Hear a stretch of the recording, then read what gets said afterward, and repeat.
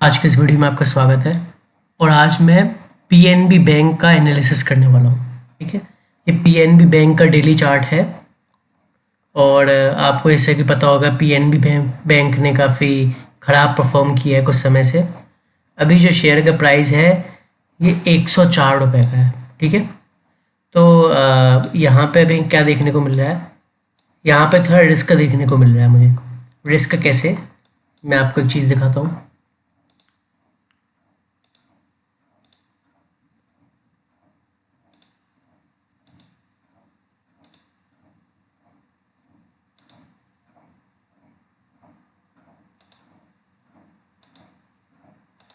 देखिए इस पैटर्न को देखिए, ये जो पैटर्न है, एक सेकेंड, हाँ, ये जो पैटर्न है हेड एंड शोल्डर्स का पैटर्न बन रहा है। मतलब ये शोल्डर, ये हेड और ये राइट वाला शोल्डर बनाने की कोशिश कर रहा है। अगर ये यहाँ से गिर जाता है तो ये हेड एंड शोल्डर का पैटर्न बन जाएगा यहाँ से, लेकिन गिरना चाहिए। अगर ये यहाँ पे थोड़ा कंसोलिडेट करके भी गिर जाता है तो हेड एंड शोल्डर्स का पैटर्न बन सकता है। तो अब हेड एंड शोल्डर्स के पैटर्न में प्रॉब्लम क्या है, इसमें प्रॉब्लम ये है, देखिए जब हेड एंड शोल्डर्स का पैटर्न होगा तो राइट शोल्डर बनाने के लिए यहाँ से तो प्राइस गिरेगा ही, गिर के यहाँ तक तो आएगा ही 96 97 के लेवल तक। इसके अलावा ये जो पैटर्न होता है एक बेरिश पैटर्न होता है, एक कमजोरी को दर्शाने वाला पैटर्न होता है। अगर एक पैटर्न कंप्लीट हो जाता है और प्राइस इस कई लेवल को तोड़ देता है 95.50 95 के लेवल के आसपास, तो उसमें हमें फर्दर गिरावट देखने को मिल सकती है। ये समझने की बात है।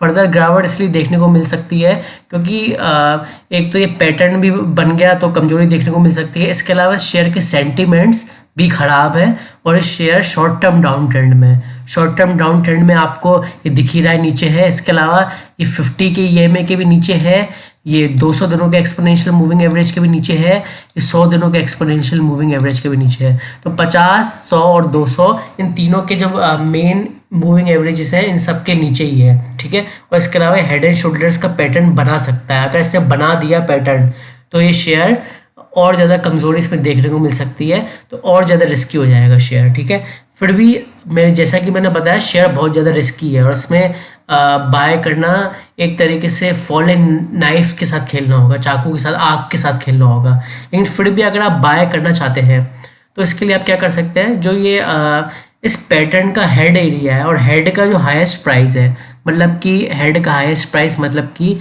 अब ये वाली जो कैंडल है इसका जो हाईएस्ट प्राइस है वो 107.90, मतलब अप्रोक्स अगर हम देखें तो 108 का लेवल।